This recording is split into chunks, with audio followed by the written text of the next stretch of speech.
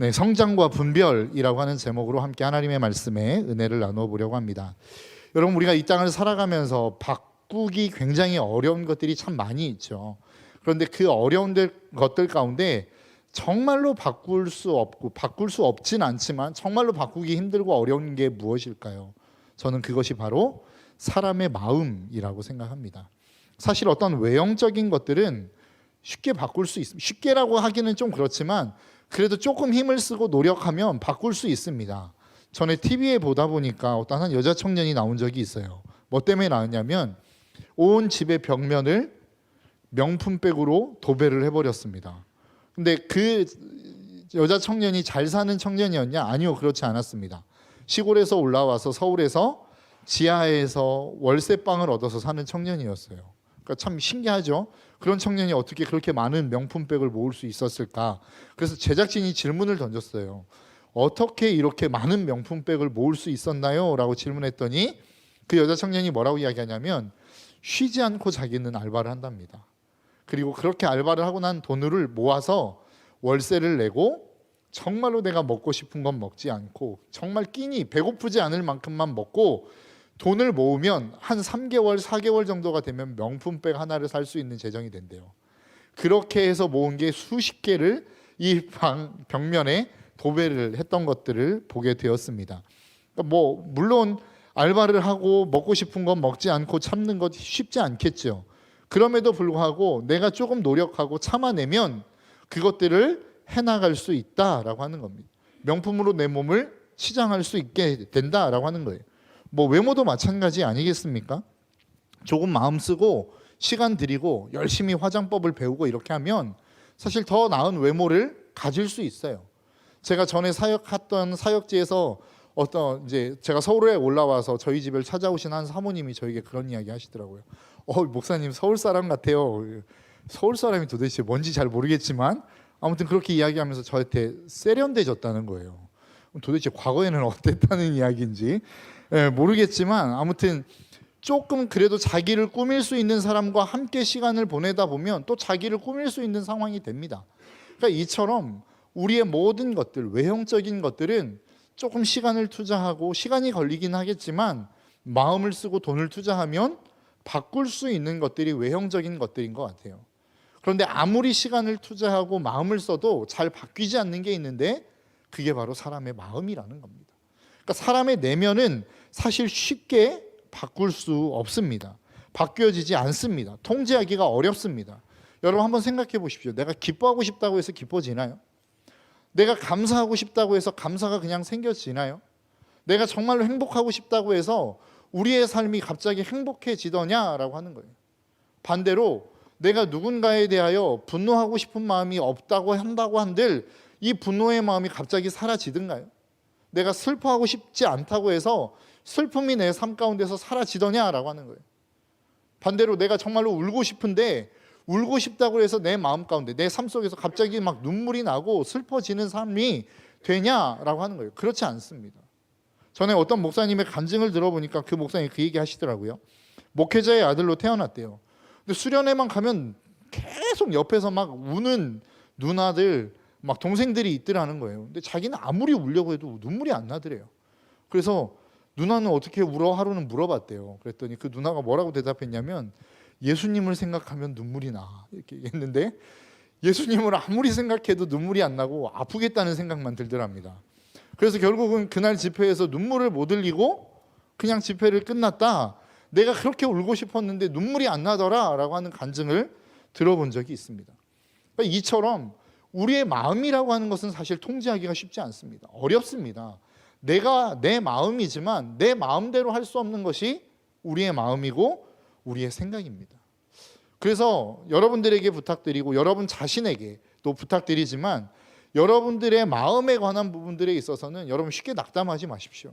왜냐하면 그것이 우리의 마음대로 쉽게 되는 게 아니기 때문에 그렇습니다. 내가 원하지 않는 마음이 내 안에서 자꾸 올라온다고 해서 여러분 스스로를 그렇게 힘들게 정죄하지 않으셔도 괜찮습니다. 왜냐하면 그것이 이 땅을 살아가는 모든 사람들의 한계이기 때문에 그렇다라는 것이죠. 여러분들 자신에게도 그렇게 하시고 다른 사람들에게도 좀 그렇게 하셨으면 좋겠어요. 야, 감사하라 그랬잖아. 왜 불평해? 뭐 이렇게 정죄하지 않으셨으면 좋겠어요. 권면은 할 수 있겠죠. 야, 우리가 그래도 하나님의 은혜로 감사하는 삶을 살아야지 라고 할 수는 있겠지만 다른 사람의 마음에 대해서 우리가 쉽게 판단하거나 정죄할 수는 없는 것 같습니다. 왜냐하면 내 스스로도 내 마음을 어떻게 할 수 없기 때문에 그렇다라는 것입니다. 이처럼 우리의 마음이 그토록 연약하고 쉽게 통제할 수 없는 우리의 마음인 것을 마귀라는 놈도 잘 알고 있는 것 같아요.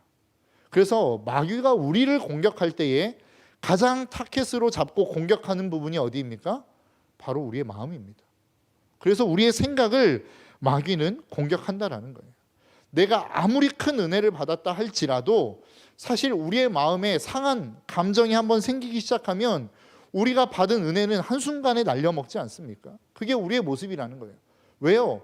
그렇게 우리의 은혜를 한순간에 날릴 수 있을 만큼 우리의 감정과 우리의 마음은 쉽게 요동할 수밖에 없는 존재이기 때문에 그렇다라고 하는 것입니다. 그래서 우리의 마음을 지키는 것은 너무 중요합니다. 우리의 생각을 지키는 것은 우리의 신앙생활에 있어서 무엇보다도 중요하다라고 하는 것이죠. 여러분, 오늘 말씀해 보니까 요셉의 아버지인 야곱이 이집트에서 죽었습니다. 그리고 장사를 지내고 장래의 모든 예식을 마치고 돌아왔어요. 돌아오니까 이제 누가 문제가 된 거예요? 요셉의 형들이 문제가 된 겁니다. 왜요? 그에게 행했던 악행들이 있거든요. 그러니까 그 악행들을 생각하니까 이제는 요셉에게는 힘도 있겠다. 우리는 그들에게 아무것도 아닌 존재잖아요. 그러니까 이제 그 요셉이 마음만 먹으면 우리는 한순간에도 죽을 수 있겠다라고 하는 두려움이 찾아왔던 것 같습니다. 그래서 요셉에게 찾아가서 이야기하죠. 야, 아버지가 우리를 죽이지 말라 그랬어. 선대하라 그랬어. 우리를 용서해 주라고 그랬어. 라고 이야기할 때에 그 두려워하는 형들을 향하여 오늘 요셉이 뭐라고 이야기하냐면 21절입니다. 그러니 형님들은 두려워하지 마십시오.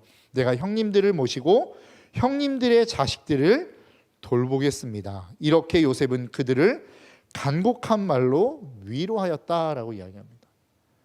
요셉이 형들을 위로했다라는 거예요. 여러분 한번 생각해 보시겠습니까? 지금 누가 위로를 받아야 되는 상황인가요? 누가 피해자죠? 요셉이 피해자입니다. 요셉은 아무 이유 없이 팔려갔고 아무 이유 없이 종이 되었고 아무 이유 없이 험난한 삶을 살게 되었던 것이 요셉의 삶이었어요. 그러니까 누가 봐도 객관적인 입장에서 놓고 보면 피해자는 요셉이 피해자요. 그리고 위로를 받아야 되는 사람도 요셉이 위로를 받아야 된다라는 거예요. 그런데 지금 누가 누구를 위로하나요? 요셉이 형들을 위로하는 겁니다. 내가 위로를 받아야 된다라고 누구나가 다 생각할 수 있는 사람이 오히려 위로를 해줘야 되는 사람들을 위로하고 있더라라고 하는 겁니다. 여러분, 저는 이게 그리스도인의 삶이라고 생각합니다. 우리가 이 땅을 살아가다 보면 참 억울한 일이 많죠. 내가 믿음의 사람이라고 하는 이유로 많은 사람들은 우리에게 상처를 줍니다. 말로 상처를 주기도 하고 어떠한 막 표정으로 상처를 주기도 해요. 막 분위기를 강압적으로 만들므로 말미암아 우리에게 상처와 아픔을 주기도 한다라고 하는 거예요. 그러면 우리는 뭐라고 생각하나요? 야, 너는 뭔데 우리에게 이렇게 상처를 줘? 난 너를 용서할 수 없어. 뭐 이런 마음들이 우리의 마음 가운데 막 끌어오르지 않습니까? 그런데 막 성경은 우리에게 용서하라고 이야기해요. 왜요? 그게 그리스도인의 삶이기 때문에 그렇습니다. 그게 우리가 이 땅을 살아가는 존재 이유이기 때문에 그렇다라는 거예요. 왜요? 요셉도 그렇게 살았거든요. 하나님의 사람들은 언제나 늘 그렇게 살았어요.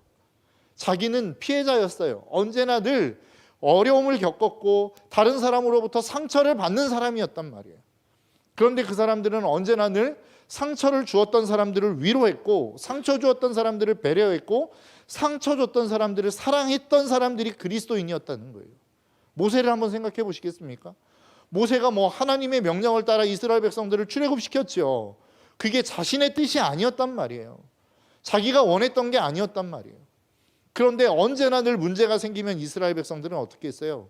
모세를 향하여 돌을 들었고 그를 원망했고 그에게 불평과 불만을 쏟아냈어요. 그러면 그 마음 가운데 상처가 생기지 않았겠습니까? 아픔이 생기지 않았겠습니까? 그래서 하나님이 그 아픔과 어려움들을 위로하기 위해서 내가 이 민족을 다 쓸어버리겠다. 그리고 너로부터 다시 한 민족을 시작할게 라고 할 때 모세가 하나님 앞에 뭐라고 기도합니까? 하나님, 내 이름이 하나님 나라의 생명책에서 지워진다 할지라도 하나님 제발 이 백성을 용서해 주십시오. 이게 모세의 마음이었다라는 거예요.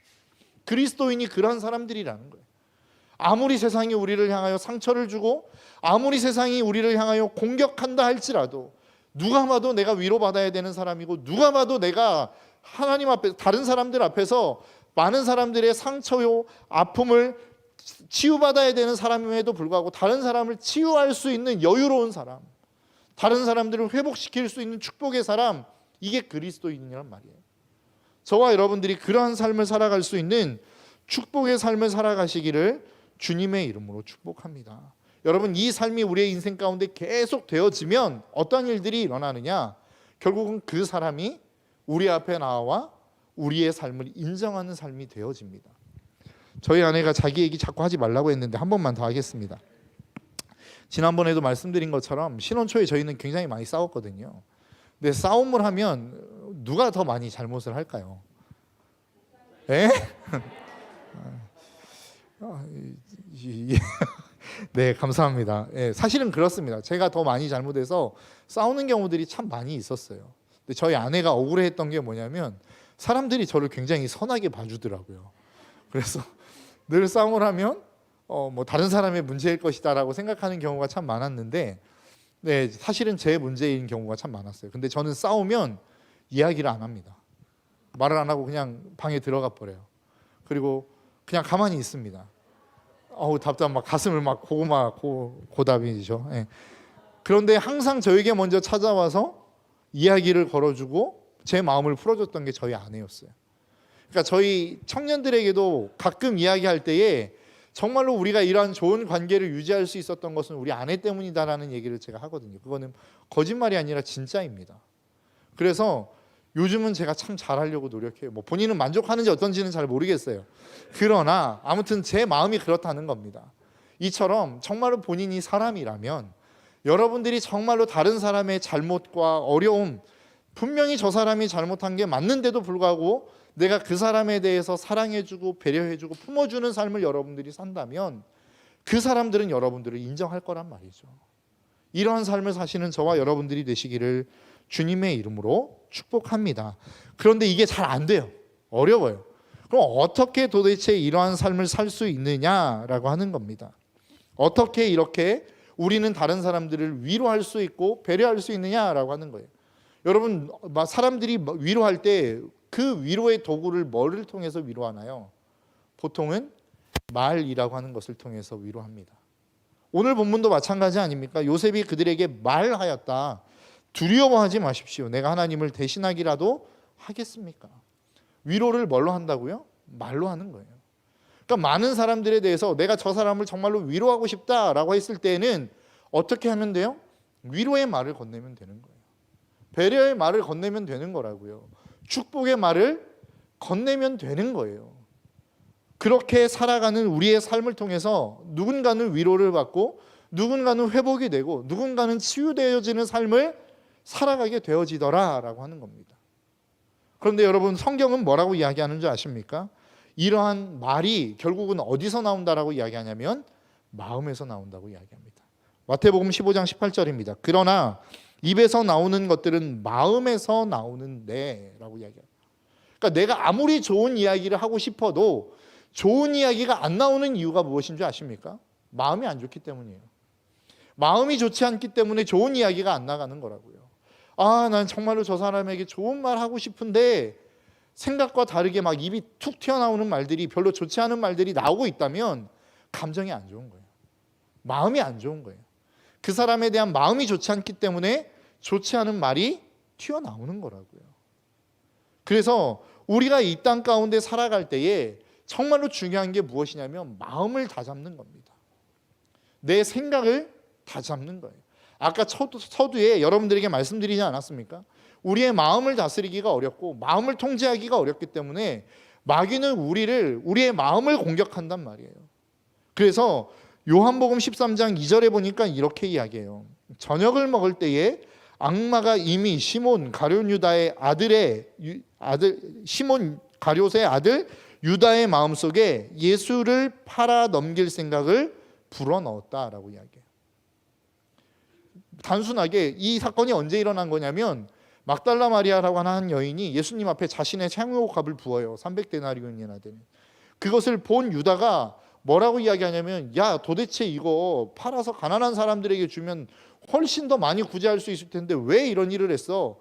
그런데 그 마리아에게만 화가 난 게 아니라 예수님에게도 화가 났던 것 같아요. 이것을 말리지 않았던 예수님에게 화가 끝까지 난 것 같아요. 그래서 예수님을 팔아버리려고 해요. 그런데 요한복음 13장 2절에서는 뭐라고 이야기한다고요? 그 생각이 유다 자신에게서 온 게 아니라 마귀가 그 생각을 불어 넣었다는 거예요. 그러니까 우리의 삶 속에서 들은 모든 생각들이 다 내 생각이라고 생각하면 안 된다라고 하는 겁니다. 내 생각이라고 착각하면 안 된다라는 거예요. 반면에 주님도 우리의 인생 가운데 역사하십니다. 그런데 그 역사하시는 영역이 도대체 어디냐라고 했었을 때 빌립보서 4장 6절에서 7절은 이렇게 말씀합니다. 아무것도 염려하지 말고 모든 일을 오직 기도와 간구로 하고 여러분이 바라는 것을 감사하는 마음으로 하나님께 아뢰십시오. 기도하라는 거예요. 그리하면 하나님의 헤아림을 뛰어넘는 하나님의 평화가 여러분의 마음과 생각을 그리스도 예수 안에서 지켜줄 것입니다. 하나님이 우리에게 기도하면 하나님이 어떻게 하시겠다는 거예요? 우리의 마음과 우리의 생각을 지켜주시겠다는 거예요. 그러니까 우리의 인생 가운데 마귀가 우리를 공격하는 영역도 우리의 마음과 생각이요, 하나님이 우리의 마음 가운데 역사하시는 부분 역시도 마음과 생각이라는 거예요. 그러니까 영적인 싸움, 영적인 전쟁이라는 것은 결국 어디에서 일어난다는 거예요? 우리의 마음 속에서 일어난다는 거예요. 도대체 이 마음 가운데 불어넣는 이 모든 생각들이 도대체 누구로부터 온 것이냐라고 하는 것들을 분별하는 것이 우리에게는 정말로 중요하다라는 겁니다. 하나님의 말씀을 기준으로 도대체 이것을 누가 준 생각이냐라고 하는 것들을 그때그때 분별하는 것들이 필요하다는 거예요. 가끔 여러분들이 삶을 살다 보면 여러분들의 마음 가운데 툭툭 튀어오르는 생각들이 있죠. 야, 네가 그래서 그 정도밖에 안 되는 거야. 나 자신을 정죄하는 생각들이 끊임없이 올라올 때가 있단 말이에요. 여러분, 다른 사람들의 말이 사실은 우리를 힘들게 하지 않습니다. 물론 힘들게 할 수 있죠. 그런데 진짜 힘든 게 무엇인 줄 아십니까? 그 사람들의 말이 내 머릿속에 남아서 그것이 계속해서 묵상되어지기 때문에 힘든 거예요. 다른 사람이 한마디 툭 던진 게 우리의 삶의 문제가 아니라 그 말이 우리의 마음 가운데 깊이 와서 박힘으로 말미암아 계속해서 그 말이 되뇌어지기 때문에 힘든 거라고요. 그것이 우리의 상처가 되고 그것이 다른 사람 앞에 나아가는 데 걸림돌이 되고 더 심지어는 하나님 앞에 나아가는 데 있어서의 걸림돌이 된단 말이에요. 그렇다고 한다면 우리의 인생 가운데 필요한 게 무엇입니까? 저렇게 던져지는 그 한마디가 과연 하나님으로부터 온 이야기냐라고 하는 것들을 우리는 분별해낼 수 있어야죠. 하나님으로부터 온 것이 아니라고 한다면 우리는 그것을 버릴 필요가 있는 것입니다. 버려야 됩니다. 버릴 필요가 있는 게 아니라 반드시 버려야 되는 거예요. 그래야 우리가 살 수 있는 거라고요. 아무리 좋은 일이라 할지라도, 아무리 좋은 생각이라 할지라도 그게 하나님으로부터 온 것이 아니라고 한다면 우리는 그것을 버려야 된다는 거예요. 여러분들이 우리의 인생 속에서 어떤 행동들을 하는 데 있어서 행동의 기준이 되는 것들이 있습니다. 여러분들은 무엇이 기준이 되어서 여러분들은 행동하십니까? 김창옥 교수라고 하는 한 강사가 그런 이야기 하시더라고요. 도대체 우리의 인생 가운데 진짜 좋은 일이 뭐냐? 너무나도 좋은 일들이 많이 있는데 진짜 나에게 유익이 되는 일이 뭐냐라고 했었을 때 어떻게 분별할까요? 여러분, 무엇이 좋고 무엇이 나쁘다고 생각하십니까? 그냥 내 감정과 기분을 좋게 만들어주면 그것은 좋은 일이고 내 기분과 감정을 상하게 만들면 그것은 나쁜 일인가요? 김창욱 교수가 뭐라고 이야기했냐면 끝이 좋은 일이 좋은 일이래요. 나에게 유익한 거래요. 무슨 이야기냐면 내가 열심히 핸드폰을 봤어요. 유튜브를 막 봤어요. 시작할 때 너무 재밌죠. 막 유튜브 막 시간 가는 줄 모르고 봤습니다. 그리고 막 보고 난 다음에 그것을 딱 끝내는 순간 여러분들의 기분의 감정이 어떻냐는 거예요. 내가 유튜브를 막 한 3시간, 4시간, 5시간 막 봤어요. 나 너무 행복해. 이렇게 끝내는 사람들이 있나요? 사실 별로 없어요. 또 5시간이나 봤네. 막 이렇게 하지 않습니까? 이게 우리의 모습이란 말이죠. 그러니까 마지막이 안 좋은 것은 우리에게 유익이 안 되는 일들이 많다는 거예요. 반면에 내가 처음 시작할 때 별로 유익이 되는 것 같지 않아요. 기분 좋지 않아요. 감정이 좋지 않아요. 그런데 끝날 때 상쾌한 일들이 있죠. 보통 운동 같은 것들이 그런 거 아닙니까? 그냥 막 뛰러 가는데 막 죽을 것 같아요. 막 도살장 끌려가는 것 같아요. 막 옷 갈아입으러 갔는데 이 옷을 막 찢어버릴까 막 이런 생각들이 막 든단 말이에요. 그런데도 불구하고 뛰고 나면 어때요? 기분이 너무 좋아요. 상쾌해요. 이것이 정말로 우리 가운데 유익한 일이란 말이에요. 여러분, 이 말씀 가운데 정말로 우리의 인생 가운데 하나님이 정말로 우리에게 주시는 일들은 이와 비슷합니다. 하나님이 우리에게 하라고 말씀하시는 것들은 시작은 별로 좋지 않아요. 이렇게 하면 정말로 이게 살 수 있나? 이렇게 하면 우리가 정말로 이 땅 가운데서 먹고 사는 일들이 가능한가? 바보 취급받는 거 아닌가? 막 이런 생각들이 하나님의 말씀을 지킬 때에는 든단 말이에요. 그런데 그 하나님의 말씀을 딱 행하고 나면 어때요? 기분이 좋죠. 뿌듯하죠. 이것이 진짜 우리의 영적으로 유익한 일이란 말이에요. 내가 정말로 예배 드리지 말고 한숨 자버릴까? 자면 정말로 기분 좋죠. 일어나면 어때요? 진짜 또 잤네. 막 이런 생각 들지 않습니까? 이것은 우리의 영적으로 좋지 않는 일이고 마귀가 우리에게 주는 일일 가능성이 높단 말이죠. 우리의 인생 가운데는 이것들을 분별할 필요가 있다라는 것입니다. 이것이 우리의 영적인 성장이라는 거예요. 여러분, 우리의 인생 가운데 있어서 믿음이 성장한다라고 이야기하지 않습니까? 도대체 성장이라는 게 의미하는 게 뭐예요? 분별력이 뛰어나졌다라는 거예요. 분별력이 생겼다라는 거예요. 아이를 키우다 보면 아이가 성장했다라는 게 뭐예요? 육체가 성장했다라고 하는 것도 성장한 거죠. 그런데 육체가 성장했다고 해서 다 성장했습니까? 정신연령이 그대로면 어떻게 해요? 어른아이라는 이야기 하죠. 막 다 컸는데 몸은 성인인데 생각하는 것과 다른 사람을 배려하는 것은 아직도 아이 수준이에요. 그러면 우리는 그를 온전한 성인이라고 이야기하지 않는단 말이에요. 영적으로도 마찬가지라는 겁니다. 그런데 그 아이가 성장했다라고 하는 것은 무엇을 의미하는 거예요? 해도 되고 안 해야 되는 것들이 무엇인지를 명확하게 구분할 때 우리는 그를 성장했다고 이야기해요. 위험한 것과 위험하지 않은 것을 분별해 낼 수 있을 때 우리는 그 아이를 성장했다라고 이야기한단 말이에요. 이것이 진심인지 거짓인지를 분별할 수 있는 능력이 생기면 그 사람은 성숙한 사람이라고 이야기한단 말이에요. 다른 말로 이야기하면 성장이라고 하는 것은 다른 말로 이야기하면 뭐예요? 분별력이란 말이죠. 내가 하나님의 은혜 가운데 믿음이 성장했다라고 하는 것은 뭐예요? 분별력이 생겼다는 거예요.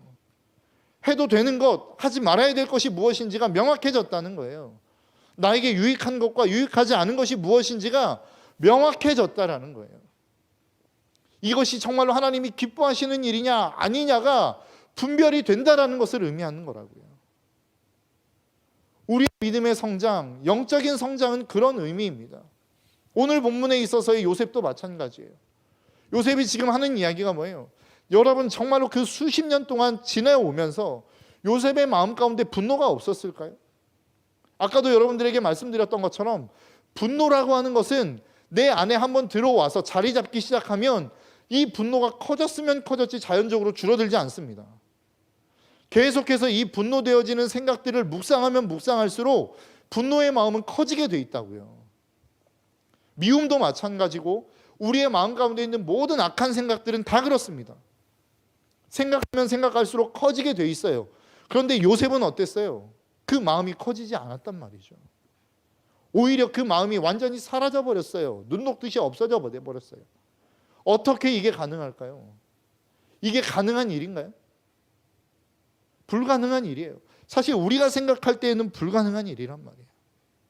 그런데 이것을 가능하게 만든 게 뭐예요? 오늘 보면 19절의 말씀입니다. 요셉이 그들에게 말하였다. 두려워하지 마십시오. 내가 하나님을 대신하기라도 하겠습니까?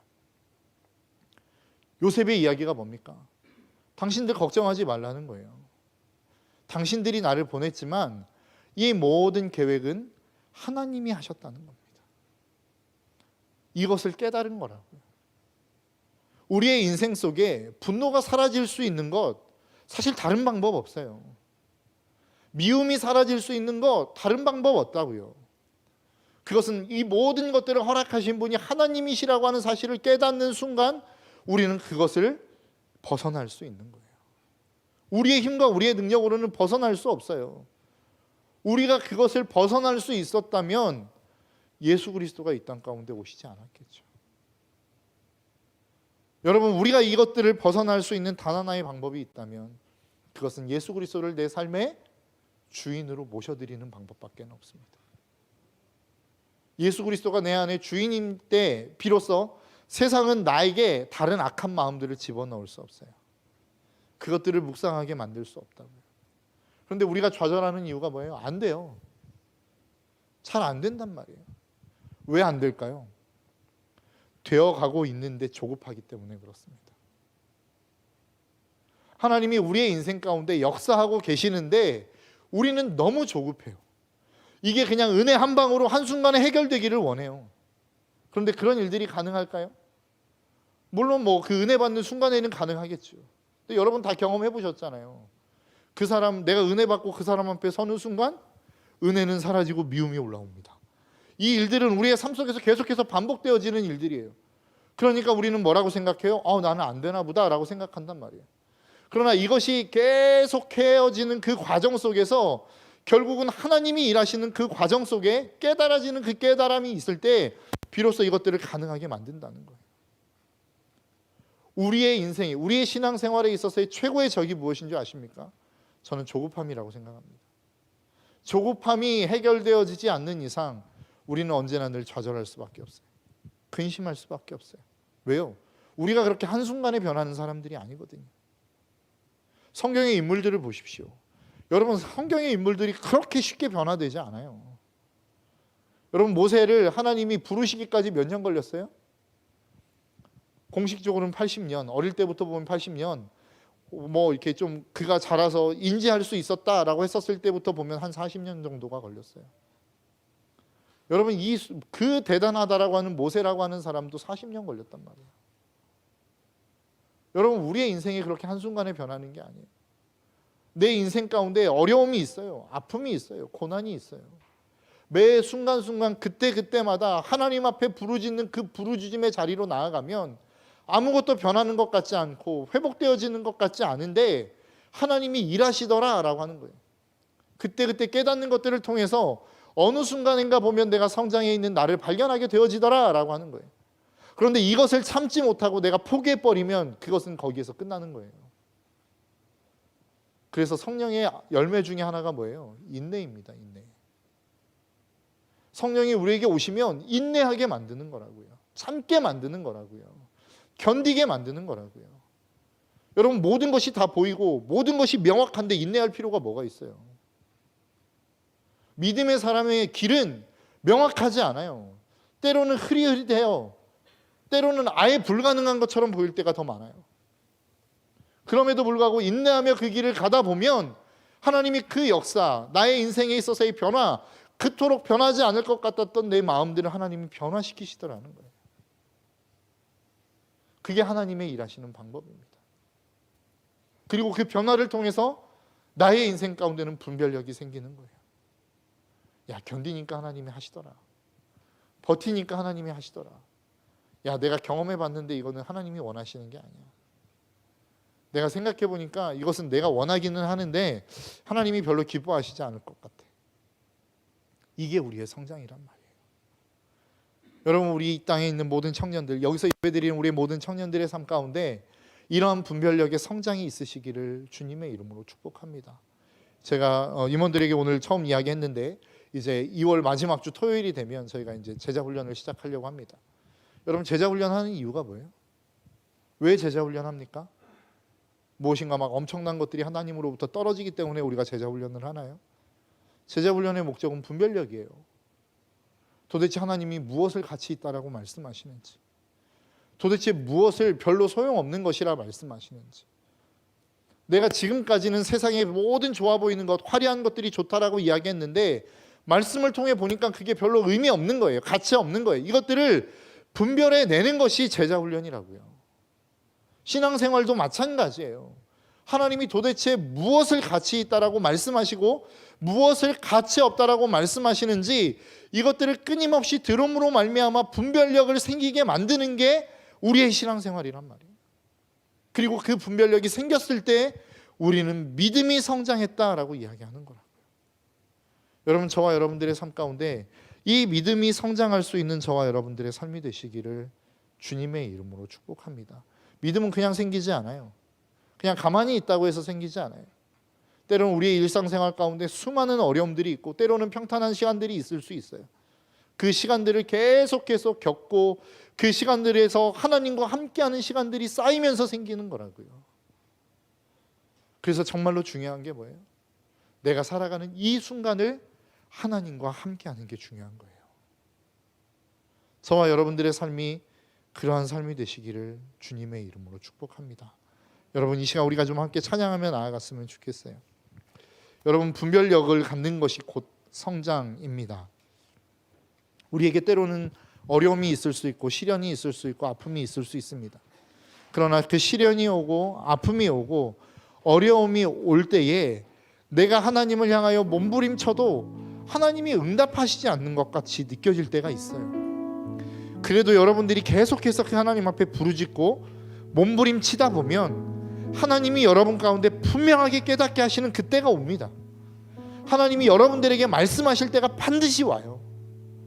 이것은 저뿐만 아니라 모든 믿음의 선배들이 하나같이 한결같이 똑같은 입술로 고백하는 고백입니다. 그래서 우리가 해야 되는 일이 무엇인 줄 아십니까? 고난 속에서 어려움 속에서 하나님을 찾는 거예요. 하나님이 보이지 않아도 그 하나님이 느껴지지 않아도 그 하나님이 우리에게 말씀하시는 것 같지 않아도 그래도 한결같은 믿음으로 그 하나님을 바라보는 거예요. 그러면 하나님이 어느 순간 우리의 인생 가운데 찾아오십니다. 어떤 사람은 그렇게 이야기해요. 나는 믿는데 하나님이 우리의 인생 가운데 찾아오시지 않는 것 같아요. 그럴 수 있어요. 그렇게 느낄 수 있어요. 나에게는 찾아오시지 않는데 저 사람에게는 찾아가시는 것 같아요. 그렇게 느낄 수 있을 수도 있어요. 그러나 그 사람에게도 분명한 것은 하나님을 찾아갔던 그 사람에게는 분명하게 하나님을 찾는 몸부림이 있었을 거란 말이에요. 여러분, 이 우리의 청년들 가운데 이런 몸부림이 있었으면 좋겠고 이번 수련회가 저는 그런 수련회가 될 수 있었으면 좋겠습니다. 하나님을 향하여 상처를 가지고 있는 사람들도 있을지 모르겠습니다.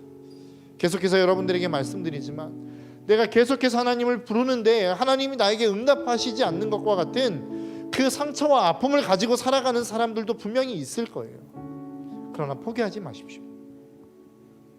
하나님도 여러분을 포기하지 않습니다. 이 시간 우리 함께 찬양하며 나아갔으면 좋겠습니다.